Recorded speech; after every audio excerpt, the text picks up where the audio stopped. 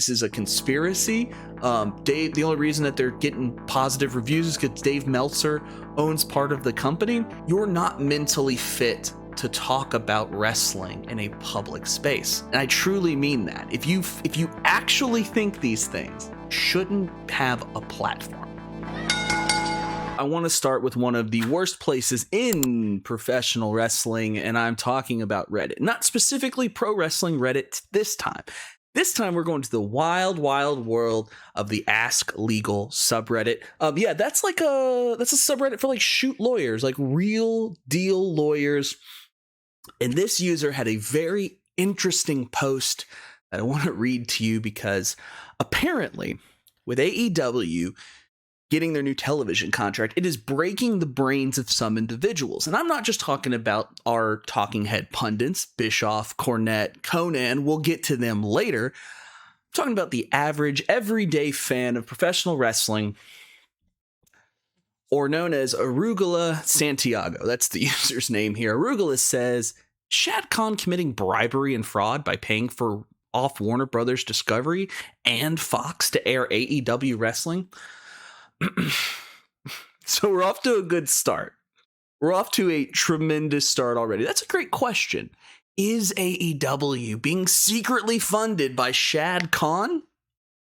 Maybe.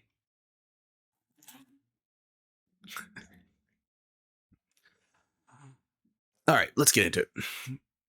I've been investigating this since the wrestling world received a gut punch yesterday, learning that AEW was giving a new TV right. Let me just read the words that are on the screen instead of trying to I have ADHD and I'm really dumb. So just bear with me. I've been investigating this since the wrestling world received a gut punch yesterday, learning that AEW was given a new deal with a rights increase. First of all, as someone who was bullied as a kid, especially bullied for liking wrestling as much as I did, this person needs to be bullied. Saying that I've been investigating, first of all, dork. Second of all, a gut punch. That's your feeling about AEW. AEW is getting more money to make wrestling and you call it a gut punch. Wrestling's doing good and that's it's a gut punch. Hurts my stomach to think about AEW making money. Oh my God, these whiny dorks. Anyways, this person's a special case, and that's why I want to touch on this. We all know that this is baloney. Great use of baloney. I can't be mad at that. Because every expert was predicting the opposite. Almost like those experts, and hear me out, because we're going to get to it, may not be experts. Okay. Let's see. And those experts were predicting the opposite. And those who think AEW really got an increase do not know anything about marketing, business, science, or life. I'm sorry. This is already reading like a 4chan post. And I know this is on Reddit, which is like their cousin, essentially. This is insane. But I'm going to continue.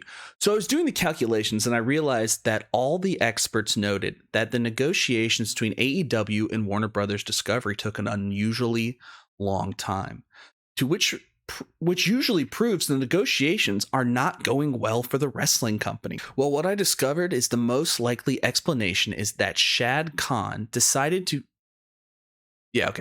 Well, what I discovered is the most likely explanation is that Shad Khan decided to pay Warner Brothers Discovery all of the money required for the TV deal to make his son Tony not look like an extreme failure. The reason it took so long is because they were running the calculations to see how much money Warner Brothers Discovery would lose when their reputation was absolutely destroyed, having Brandon Cutler and Will Ospreay on their television. I love that Brandon Cutler caught a stray here.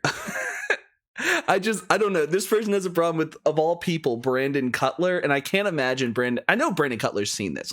He's a dork. He's a big wrestling nerd. I'm sure this has been brought to your attention. Brandon, if this hasn't, this is absolutely hilarious because first of all, he put you up there with Will Ospreay. I think that's a glowing recommendation. But the fact that he's like Brandon Cutler, the scourge of professional wrestling.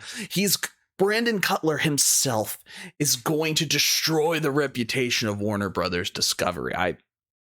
I think that's hilarious. I think it's like one of those instances where someone's just like hanging in the background and they're like, yeah, man, and screw that guy too. Like Brandon Cutler's like, what did I do? I just make being the elite. That's not very nice. Okay.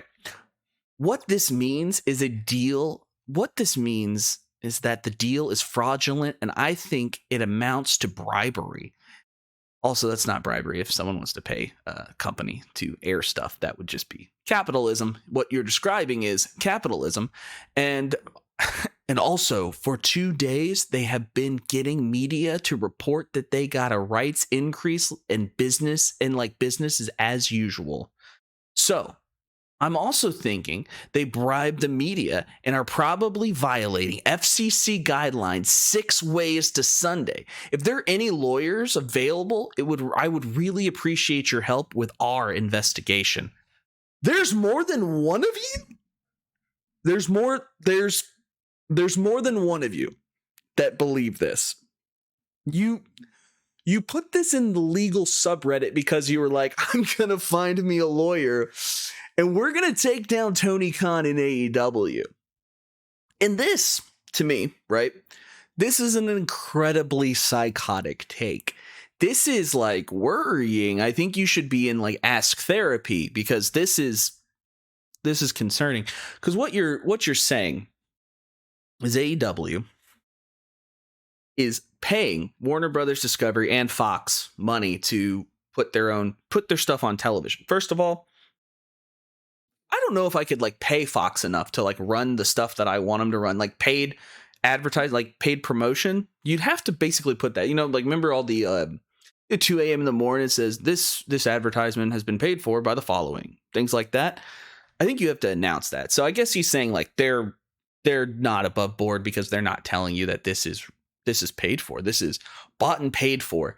So you think that they're bribing 2 networks that one is like, but let's be honest, both are legacy media companies. You think Shad Khan is bribing legacy media companies to pay for his son's professional wrestling company to get them on television. So you think Shad Khan is paying the $180 million a year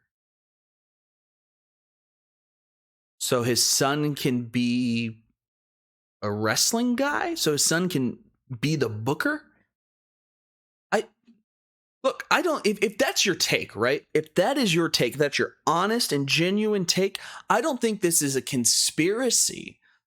I think this is a dad who loves his son more than any other dad on the planet.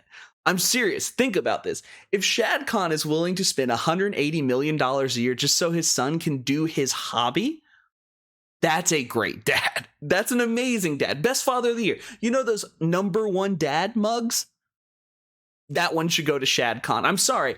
If this is the case, I will go to my father's house. I will remove the #1 dad mug that I got him when I was 7 years old. My mother bought it. You know what I mean? I got it for Father's Day.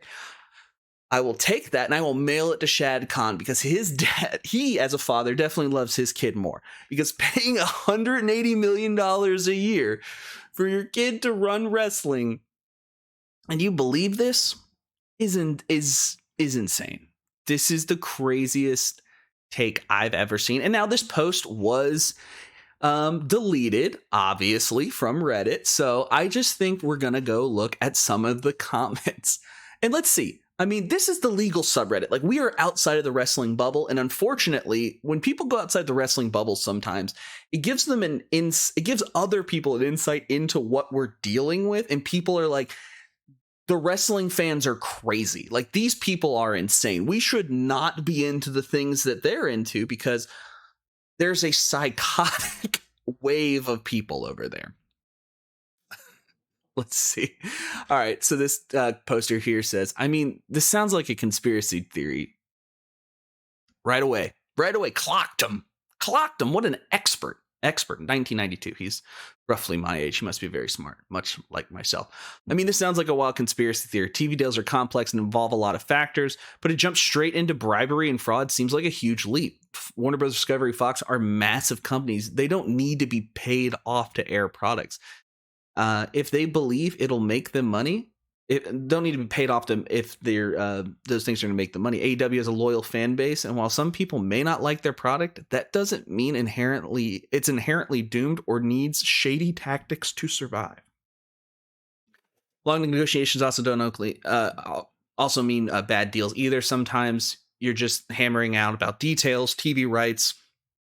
Often have a ton of back and forth, accusing someone of bribery because the deal doesn't match your expectations to stretch, especially without actual evidence. Did this person? Oh, this person like deleted their account. I was hoping to find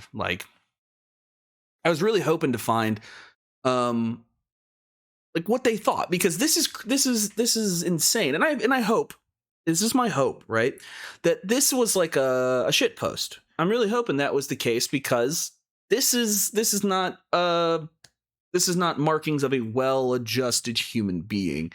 This is not good. Not good at all.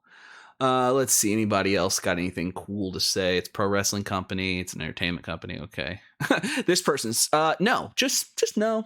No, that's not a thing, guys. You're just wrong about that. No, it's but I wish that this was just an issue with this was just an issue with pro wrestling fans. But the issue is that I'm seeing is a lot of people who are the so-called experts, as we mentioned here, that Arugula mentioned the experts were saying that things wouldn't get done. Like one Eric Bischoff. Now, Eric Bischoff has retweeted this tweet. It has since been deleted, but do not fear, because I found it. I have it still. Now, I'll pull it up. This is the tweet that I'm talking about. Eric Bischoff retweeted this tweet. I first want to read the tweet in its entirety, the one that he retweeted, and I'll read his post. It was revealed to me this morning from, quote, "It was revealed to me this morning from a very reliable source in AEW that Dave Meltzer secretly owns a 3% stake in the company. An email was accidentally sent by Dave to a third party, hence revealing this info. From Brandon Thurston of WrestleNomics." Now, Brandon Thurston of WrestleNomics is an incredibly, is very smart, is very good at what he does. If you want to know the economic side of professional wrestling, I think he's one of the best currently doing it. Now, I'm going to make this a little bigger because you might not be able to see it.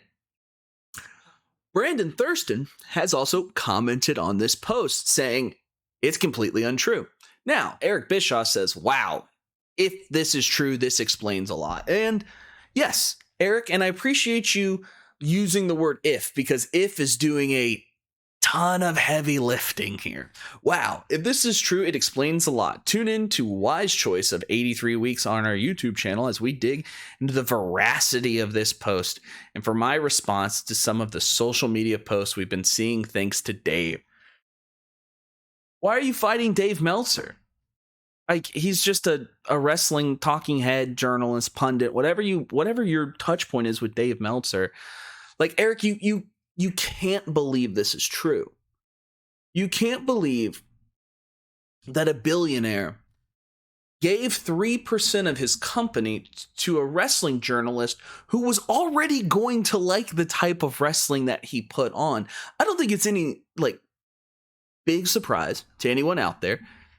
Dave Meltzer likes a particular type of wrestling. He likes the modern style. He likes Japanese wrestling. He likes the Japanese style of wrestling. He likes the super indie style of wrestling. I just kind of mix those all together and call it the modern style because we're taking wrestling from many different places all over the world, making it into one kind of amalgamation.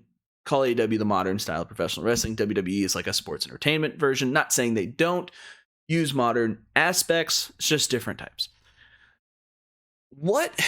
Literally, Eric, what would be the reason why he would do this? So he could carry favor? Why wouldn't he just bribe him? Why wouldn't you just pay Dave Meltzer 3% of the company? If Dave Meltzer has 3% of the company and AEW got $180 million a year to make television, I don't know, man. What does that make? That makes Dave Meltzer a millionaire. Congrats, Dave. Congrats on all that money. And I bring this up because there's a big correlation between the wrestling fans and the wrestling experts. This is insane. Like, the fact that Eric even like gave this the time of day lets me know like he is on that copium. He is trying to cope as much as he could because he was one of the guys sitting out there banging the drum. Him, Cornette, Conan, all of these guys were sitting there saying, oh, AEW is going out of business. This is not good wrestling. We're not going to do any. It's never going to be anything. Guy's wasting money. He's a money mark. All of these things, all of these takes that we've heard for this long, that they literally started to believe it.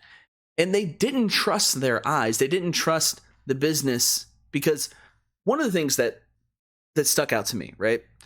AEW keeps getting overruns weekly. Now, if I'm TBS and AEW is a bad television show and it's not doing the ratings that I want and it's failing, why am I going to give them free television time? I'm not. It's just not going to happen. If AEW is not succeeding, I'm not giving it free stuff. Does that make sense? AEW is failing and not succeeding. I'm not giving it more television shows. Like, AEW has 3 shows on the Warner Brothers Discovery platform. It's hard for me to believe that the experts are still the experts when the professional wrestling business has changed so drastically. When Eric Bischoff was in it, dude, the Nielsen ratings were the end all be all.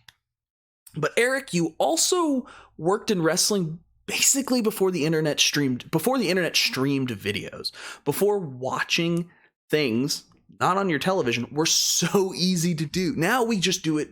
It's easy. I don't know about you, but I don't watch the wrestling on TBS. I don't have cable.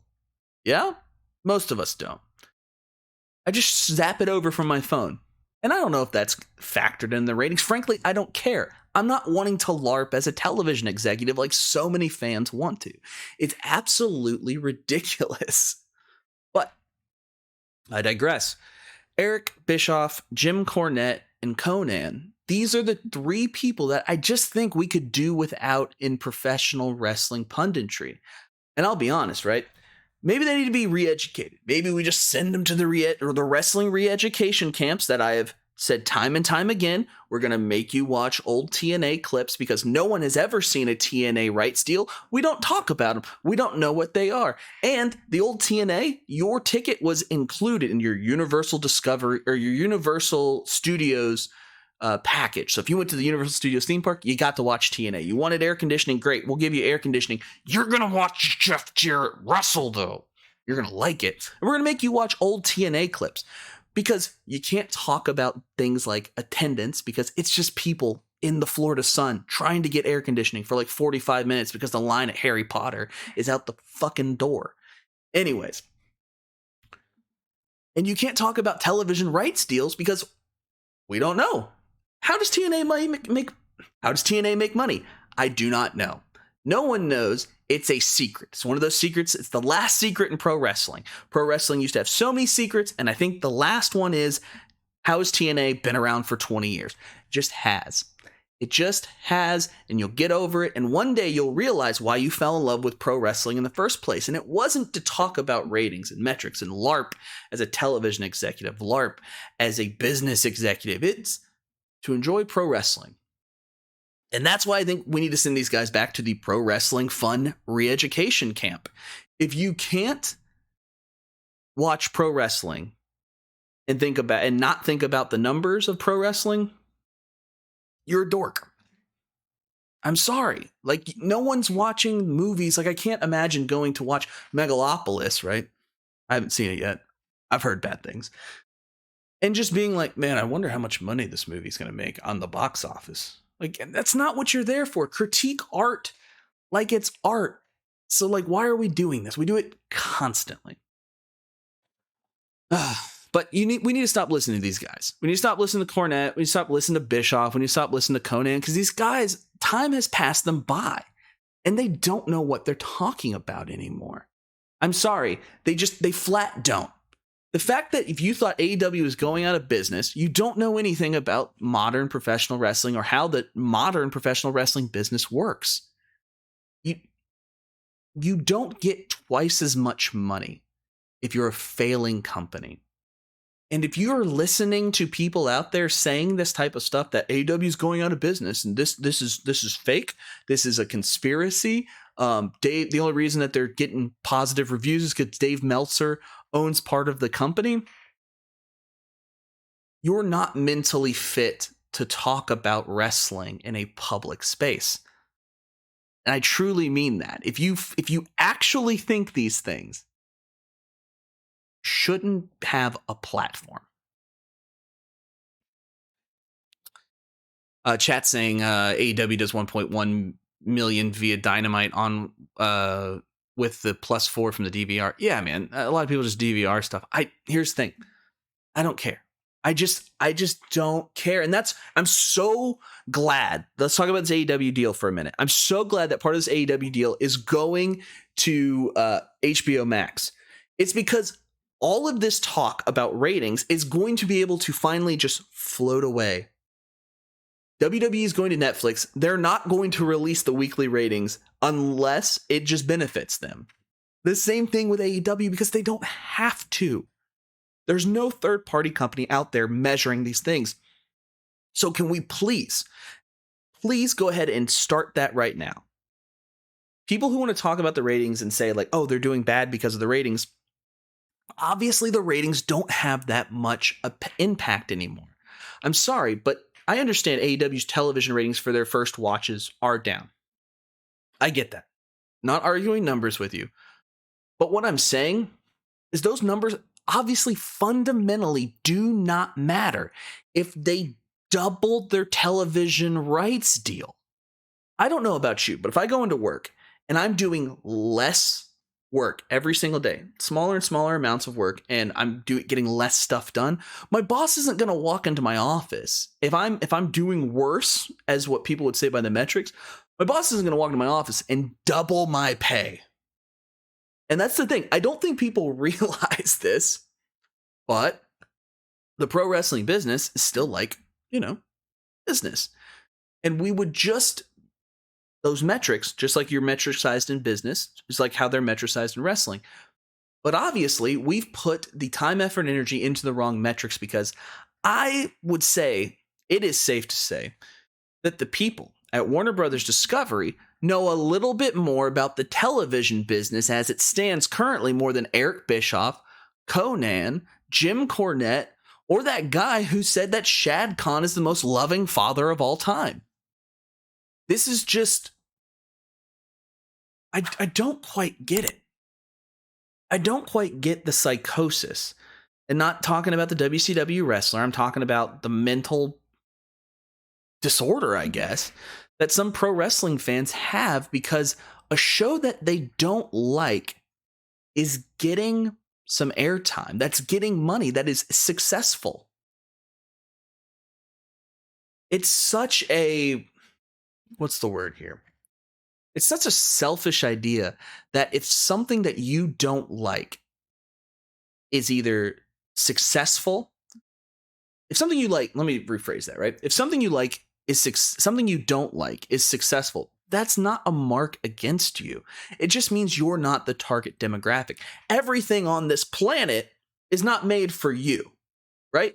If you're still watching this video, if you're here hanging out in the live, I appreciate that. But this video might not be your cup of tea, and that is fine. But the fact that we have all of these people saying the things that I don't like don't deserve to be around is such a childish mentality. And I'm not just talking about these fans. I'm talking about the so-called experts. I'm sorry, Eric, but your time has passed. The second biggest company in the pro wrestling landscape is going to be AEW. In the history of pro wrestling, AEW will be remembered as the second biggest pro wrestling company. And I feel that way because, look, they're making more money than you did. They're actually an independent company outside of WWE who got purchased. And now if WCW went the way of, just going out of business and didn't get bought, and they did that whole terrible invasion angle, maybe we'd feel different about WCW. But Eric, you're going to be number 3, man. And that's the thing. It's crazy to me that Eric Bischoff has worked in WCW and saw how the television business worked then. That's great. But Eric, you also went to TNA. You understand that other companies can exist without hitting the same metrics as WCW, as WWE did. So why aren't you extending that to other companies you're not working at? Is it jealousy? Maybe. And I personally, I think it is. I think it's somebody who's worried and concerned about their legacy. Now, whether that's the truth, I don't know, Eric Bischoff. But to have this level of cope going on, to be able to retweet and say like, Dave Meltzer's, it's an inside job. Dave Meltzer's on the take, is ridiculous. And I'm sorry, but maybe it's time we close the book on some of these people. Conan, Jim Cornette, and Eric Bischoff.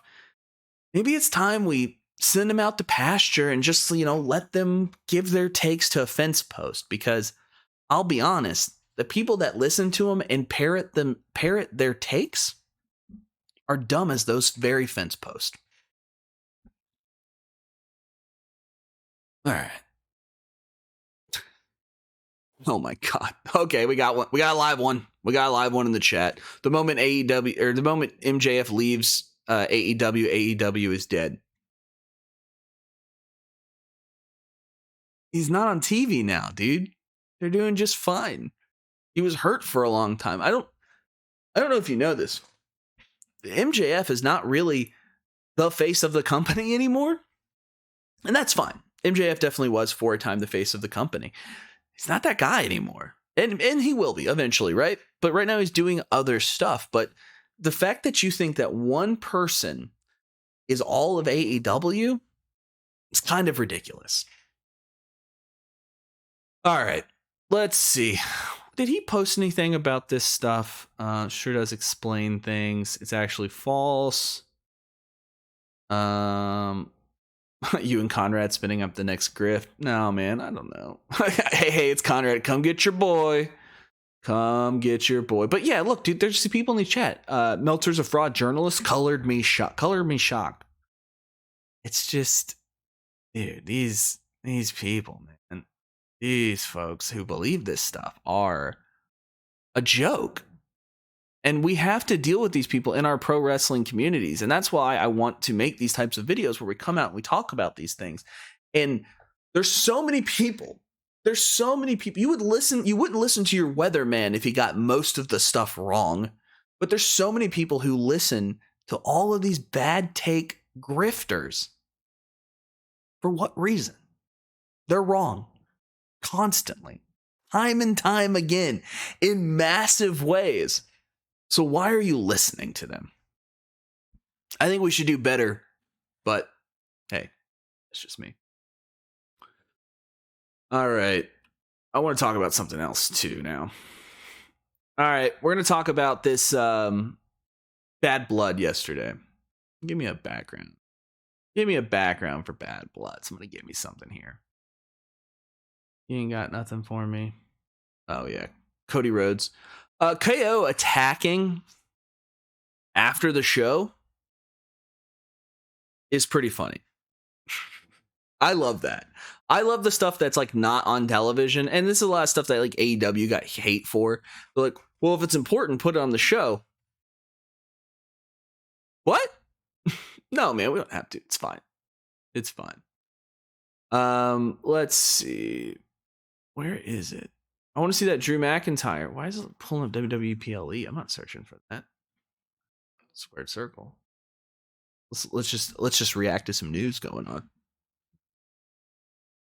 Let's see. We're aware of the incident that happened outside the arena last night. Let's do that. Oh yeah, here we go. This is what I'm looking for. I want to talk about this. Drew McIntyre showing off the scars of battle. Now, I'm going to show you someone who may or may not have some cuts on them. Now, please, I ask you, if you're very squeamish about those things, please look away. But I want to show you what happened to Drew McIntyre's head. Drew McIntyre had 16 staples in his head after the match last night, which does confirm that CM Punk is an unsafe worker, and I'm very sorry to hear that. And, it happens. I'm just kidding. Calm down. And as CM Punk fans might be a little quick on the keyboards. I'm a CM Punk fan too. It's okay. It's fine. It's okay to laugh at him sometimes. But I wanted to talk about this. All the last couple of weeks with the Swerve and Hangman match happening, we heard so much about worker safety and, oh my gosh, those guys did too much and they shouldn't have done all that stuff. It's dangerous. People could get hurt. But I didn't see anybody get 16 staples in their head because of their match. And we haven't really been talking about this. We have just said it was a great match. It was a great match. We loved the match. Don't get me wrong. I enjoyed the match. Thought it was fun. It's very slow and methodical, which is a change of pace from the wrestling I typically watch. Now, accidents do happen in wrestling.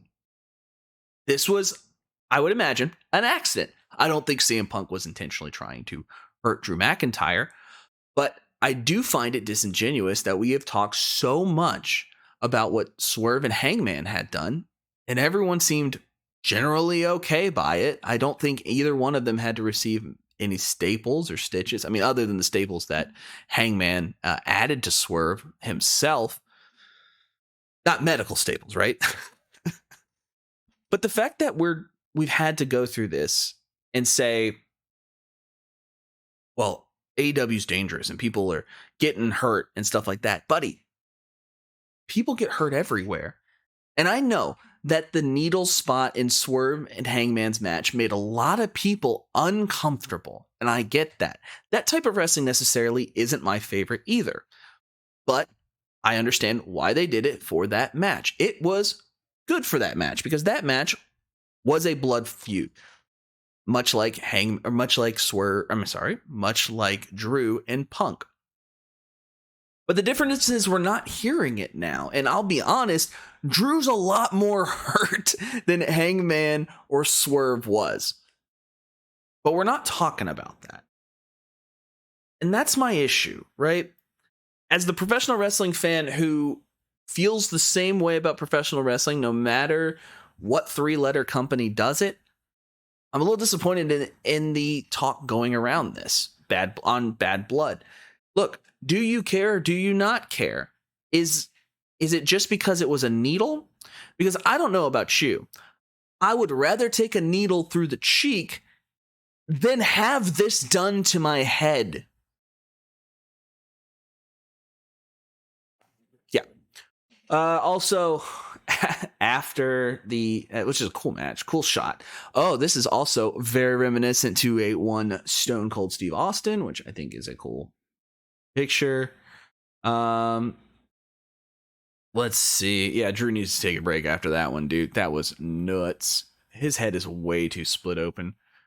But yeah, this was a match that I thought was very good. Now people have been saying it's like one of the top 2 Hell in a Cell matches of all time. I can't get behind that, but you know what? People have their different opinions and feelings. Top 3 matches in Hell in a Cell. No particular order. Mankind Undertaker. The Triple H Undertaker one with Shawn Michaels as the guest referee, and Armageddon Hell in a Cell. Top 3. You can't change my mind on that. They change depending on how I'm feeling that day. Today, Mankind and Undertaker is number 1. And the reason that one's number 1 for me is because the use of the cage as a weapon, right? To use it as a structure, to use it as a set, right? These two guys, okay, he threw his head into it. You threw, Drew McIntyre took a back bump into it, kind of a lazy back bump. Not lazy, not forceful, sold it like a shotgun. That's cool, whatever. CM Punk hits the cage, blades. Cool, whatever. Now, I like when the Hell in the Cell is used in the way like Mankind has done it. And obviously, I don't want everybody taking a bump off of it, but I like when they get on top of the cage. I think that that's very cool. I think there's a lot of safe ways you can do that. Can somebody who knows this let me know? Maybe the chat knows. Why are these holes there's these holes, right? In the cage. You may not be able to see them. Let me see if I can zoom in a little bit. Give me a big picture, please. Why are these holes here? There's like these holes.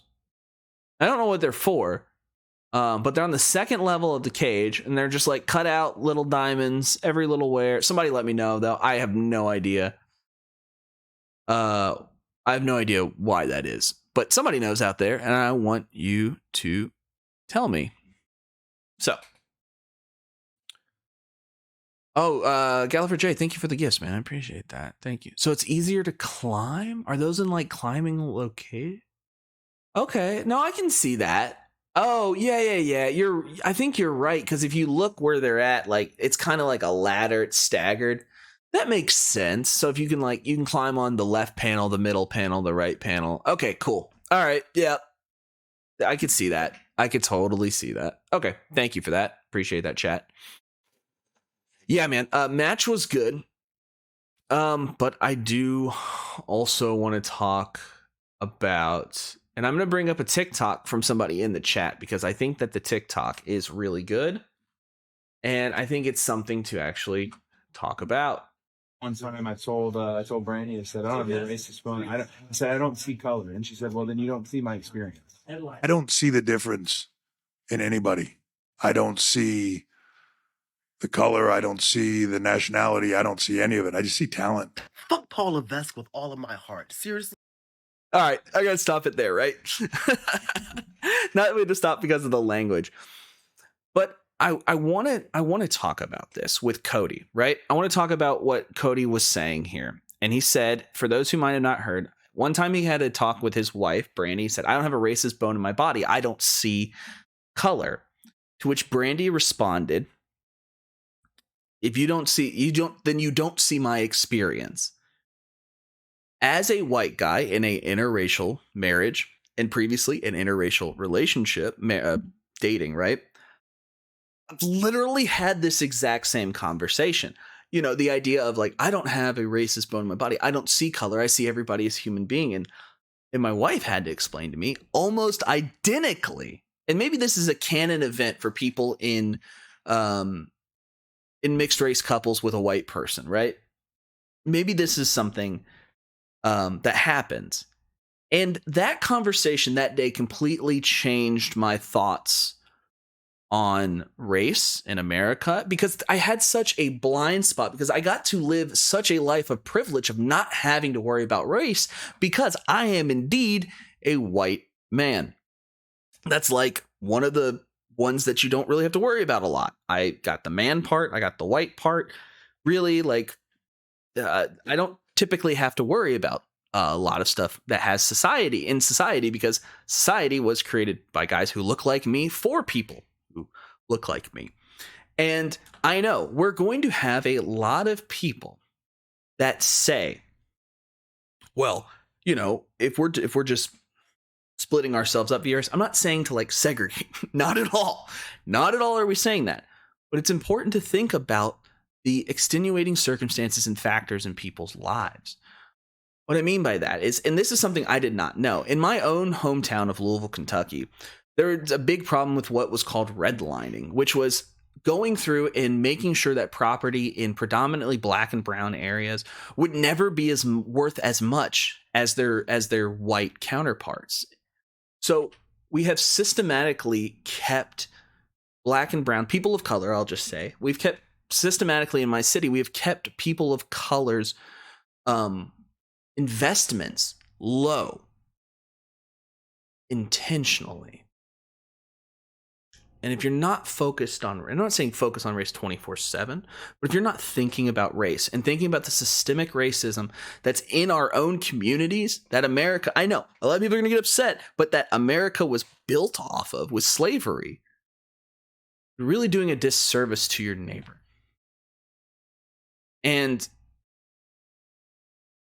saying that you don't see race, like Brandy and my wife said, you are invalidating people's experiences. And if you're invalidating people's experiences, you're not treating them as a human being. These are this is a life. This is something that I would never have known. And maybe that's the case with Paul Levesque here. And I'm going to continue this video in just a second. And maybe Paul Levesque, the 50-year-old C-suite level executive for a legacy billion-dollar media company, born and raised in Connecticut, might not have a lot of cultural touch points or have any touch points with people of color. Him saying that, like, this is the generic white guy special. When anyone says, we're worried about race in your company or your race, maybe your racism, the generic white guy specialist to go, I don't see race. And then you throw your thumbs up in the air and you're like, I've done it. I've done it. I've solved racism. Obviously, I'm not a racist person because I don't see race. That ain't the answer, G. It ain't. It ain't the answer at all. But let's go back to James's video here. See the difference in anybody. I don't see the color. I don't see the nationality. I don't see any of it. I just see talent. Fuck Paul Levesque with all of my heart. Seriously, I do not like that man. And one of the reasons that I've been having trouble making videos about wrestling is that I've been like really mulling over like the WWE. And really, I'm coming to the conclusion that until that company really has a true culture shift, I don't know if I should support it. And to be honest, you probably shouldn't either. This is the regular old, normal kind of casual racism, right? Where he doesn't see this. This is not an issue. None of these things are ever an issue from a place of privilege. Boom. To be honest, I'm fucking tired of it. One time I told. Now, James is 100% on it. It is a place of privilege. I never had to think about that. I grew up in the suburbs of Louisville, Kentucky, a very white place. And I'm being honest when I'm thinking about this.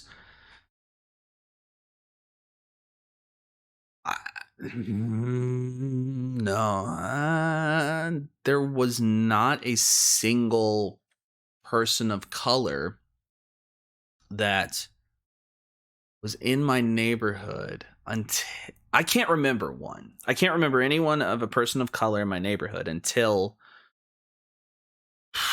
I was in 6th or 7th grade. Yeah, I think that was the case, right? And that's a long time. And that's a long time to live in that white echo chamber, which I definitely did. I used to have the same feelings as Triple H there and say, like, I don't see race.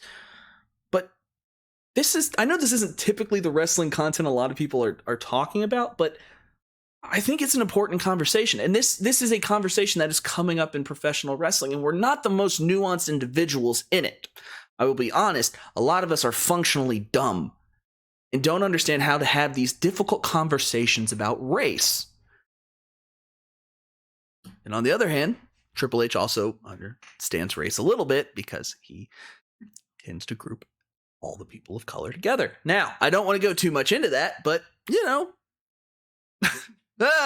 also, what's Legado del Fantasma? Was it DJ? His name used to be DJ Z. What's Joaquin Wilde, I think, or something like that. I don't even think he's Hispanic. I'm pretty sure he's I think he's Filipino. Somebody correct me in the comments. I'm probably wrong about that. Anyways, this is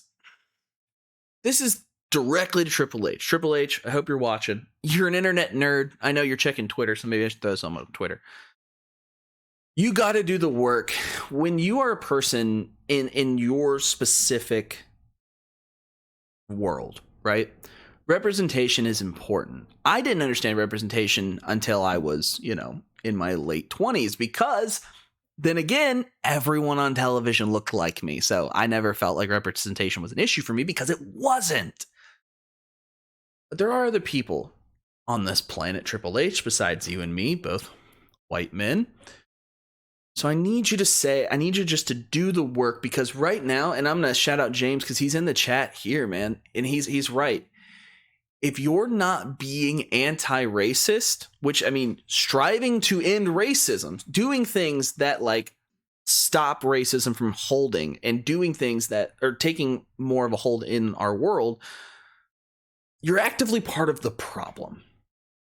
And I know this is going to be a tough conversation. And I'm not saying that, like, you know, I hate I have to give these caveats, but like, I'm not saying you're a bad person for being white. Jesus Christ, would you shut up? Like, there's people who are going to think this stuff. There's nothing like, but you have to do the work. If you want to be a good ally and help make this world a better place, do the work, Triple H. And this is a gripe that I've had with him for a while. Anytime that Triple H has asked a legitimate question that questions his leadership or his ability, he does not have a good answer. And this is the second time that I've seen an answer that was better done by Cody Rhodes. Whether it's the Triple H was having to talk about WWE being investigated for sex trafficking as a part of the Vince McMahon thing, Triple H had no good answer. It was well, let's not focus on that. Let's focus on the positives. Let's only focus on the good things, okay? Triple H, I'm sure it's about the same here.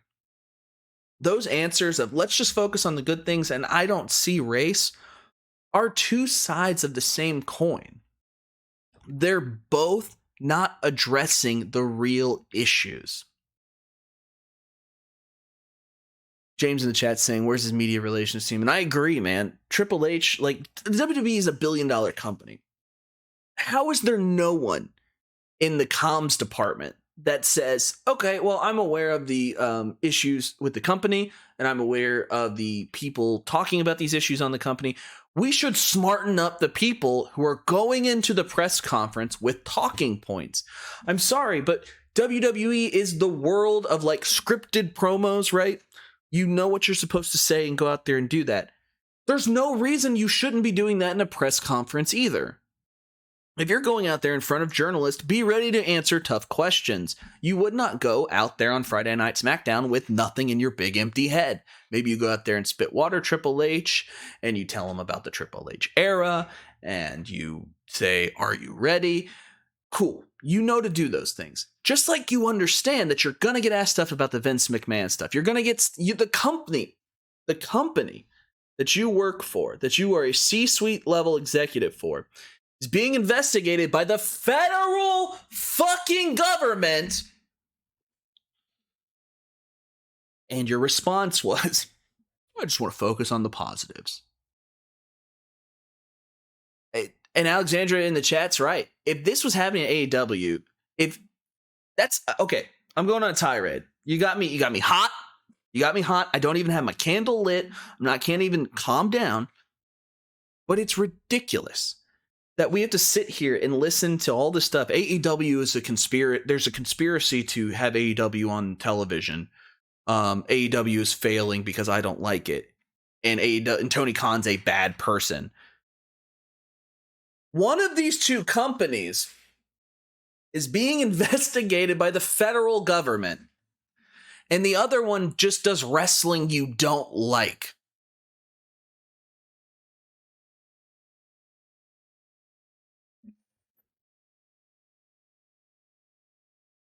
Interesting. I don't see how.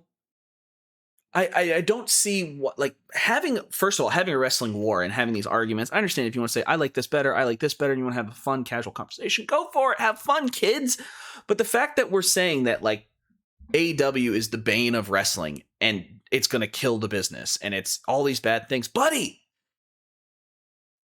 sex trafficking. A woman was sexually assaulted for hours in one of these companies' headquarters. And I'd like to bring up the attention that AEW does not have a headquarters.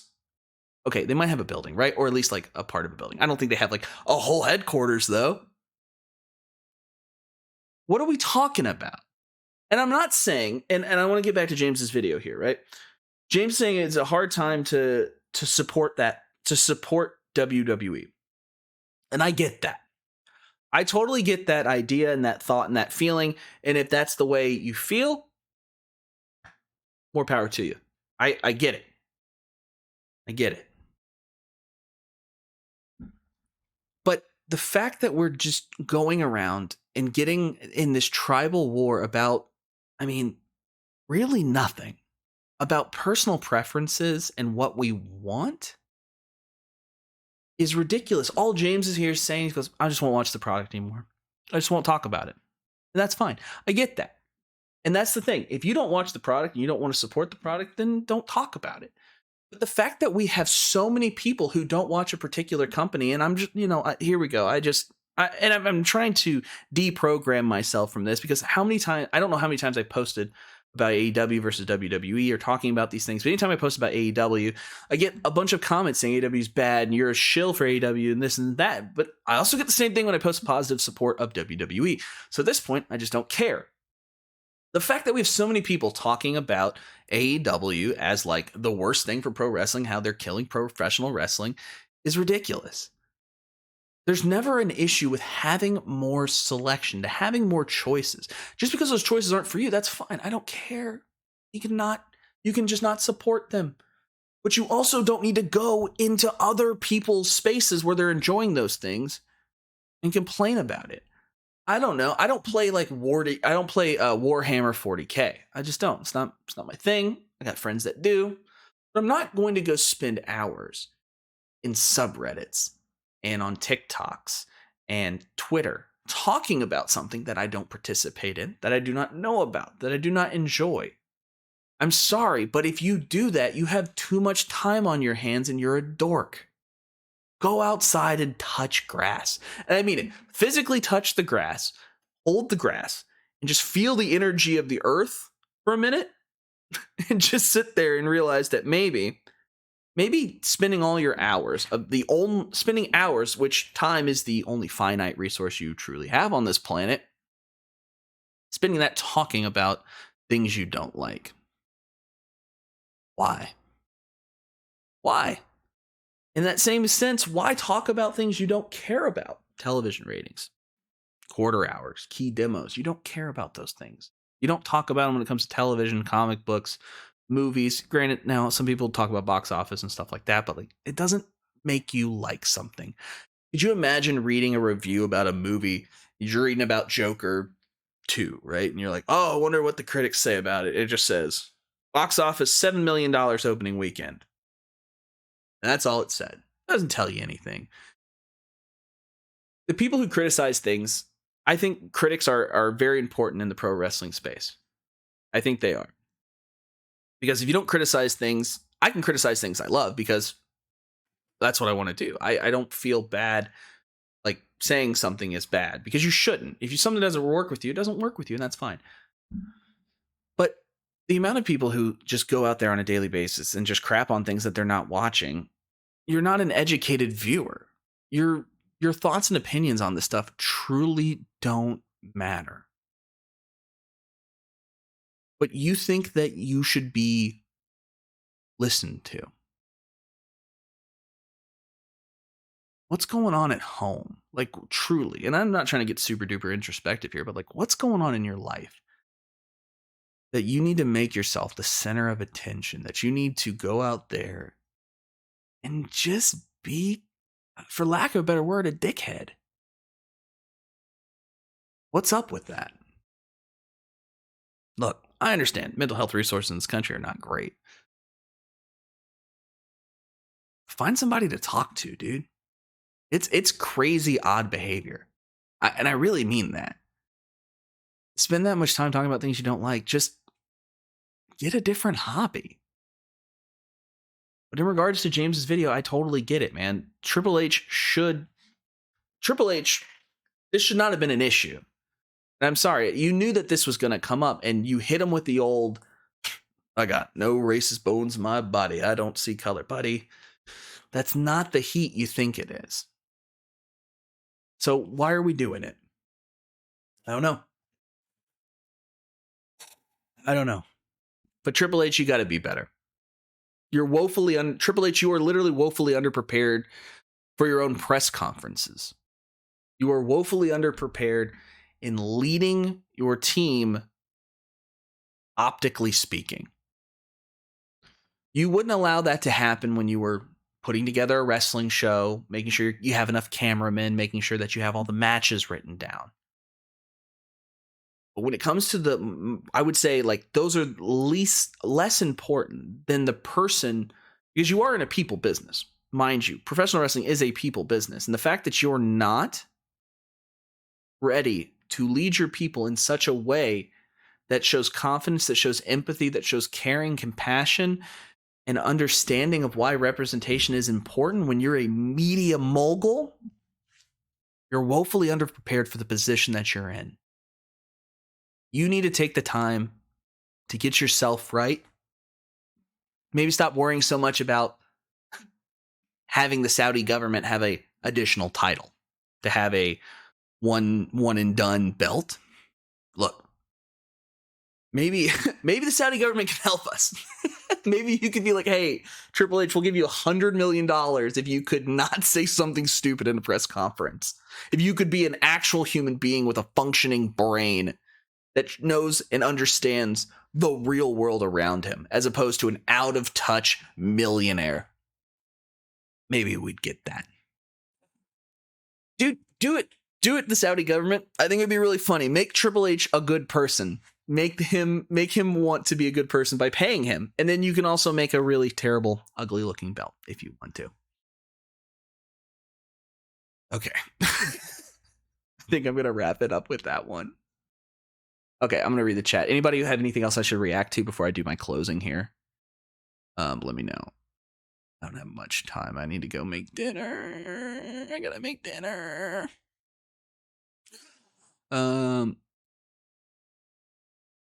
Yeah, Alexandria, you're right. That is the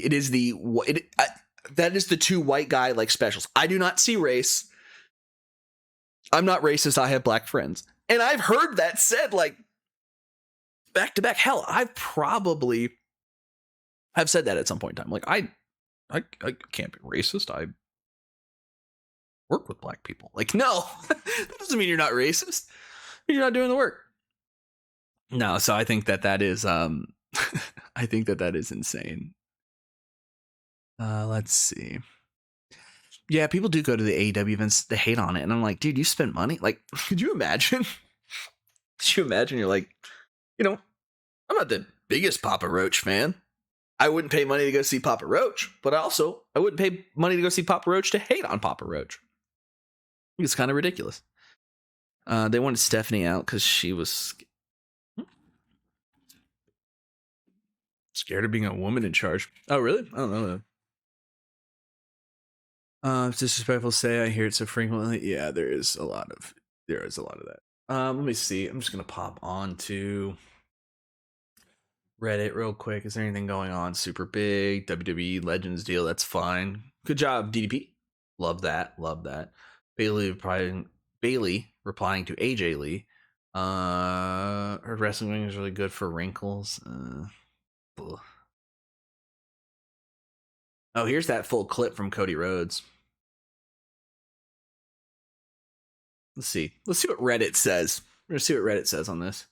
My dumbass thought he was colorblind. Yeah, man, we always see these pictures. I don't I'll be honest, as a white guy, I don't feel super duper comfortable with the Cody solve racism joke. That might also not be my joke. Oh my god. We could not, wrestling fans. We could just not do that. That's a rough one, bro. Oh my god. Yeah, Lamau, I've never seen that one, and I'm sorry you did. I'm sorry that I saw it too. I said black and it blocked the message. Oh wow! Why don't you just let you say the word black? That's crazy, TikTok. That's diabolical work. All right, I'm gonna wrap it up. Okay. Thank you all so much for watching this episode of The Gimmick, where we talk about some of the most interesting news going on in the pro wrestling space with some takes that you might not hear anywhere else. Takes that remind you that it's not just about pro wrestling. you have to remember that you're still a human being in the year 2024. So that's what we look to do here. And we want to try to continue to do that. So make sure you're following the channel, and everything that you do, we appreciate it, and appreciate the comments, appreciate the likes, and always appreciate the follows. If anybody feels the need to talk over what was said in this video, please get in the comments. I will have these chats with you. No problem there. It took me a long time to grow and become the person that I am today. And I will have to continue to grow and have to continue to deprogram myself from the things that I thought I knew growing up. And that's okay. I will never fault anybody for growing and trying to understand, right? So let's grow together. Let's make pro wrestling a better place, a safer place, and a more welcoming place, because if we do that, pro wrestling will continue to grow, and pro wrestling growing is something all professional wrestling fans truly want. So take care of one another, and remember, pro wrestling is predetermined, and your life isn't. Go do something great today. We'll see you next time.